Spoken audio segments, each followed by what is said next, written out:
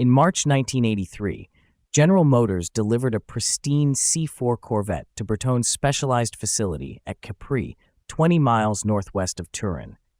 This wasn't just any Corvette. It was the display car from the Geneva Salon, gifted to Italy's oldest custom coach builder to transform as they wished.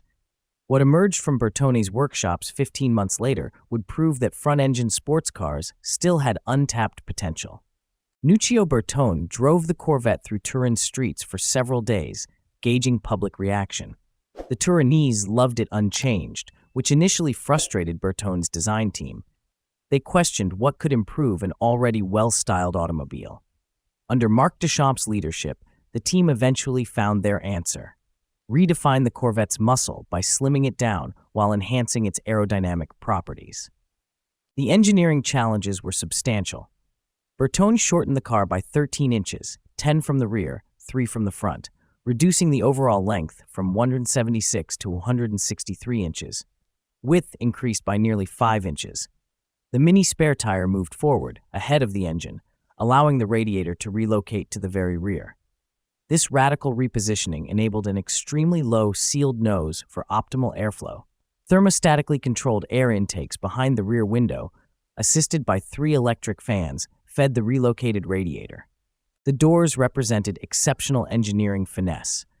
They swung outward before sliding forward along wide ribs and tracks integrated into the body sides. These mechanisms demanded precise balance to prevent interference with the hood and protruding front wheels at full lock.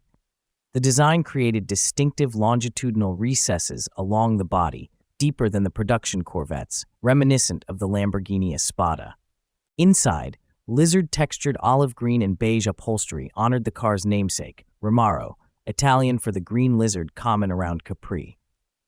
The seats mounted to the center console rather than the floor, controlled by a single rotary knob. Bertone retained the C4's digital instrumentation, but replaced the automatic transmission shifter with a rotary dial selector. The Mondrian-esque central control box angled toward the driver, housing HVAC and minor controls. Bertone fitted experimental Michelin tires, 280 45 Vol R17 rear, 240 45 Vol R17 front, identical to Formula One racing tires used until 1983, except for their all-weather tread. Custom light alloy wheels, though appearing two-piece, were integrally cast with vents that centrifuged air inward for brake cooling. Originally planned for Turin's spring 1984 salon, Fiat's pressure to delay the show redirected Bertone's debut to the Los Angeles Auto Expo in June 1984, perfectly timed before the Olympics. This American launch served Bertone's strategic interests, as they were actively marketing the rebadged Fiat X19 in the United States.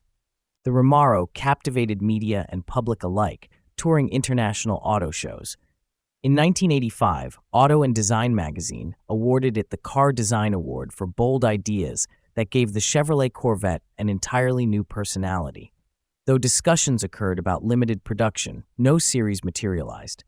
The Ramarro remains a testament to applied technology around mass-produced mechanics, demonstrating that innovation doesn't require abandoning proven layouts. 4 decades later, its wedge shape and integrated design elements still appear remarkably forward-thinking.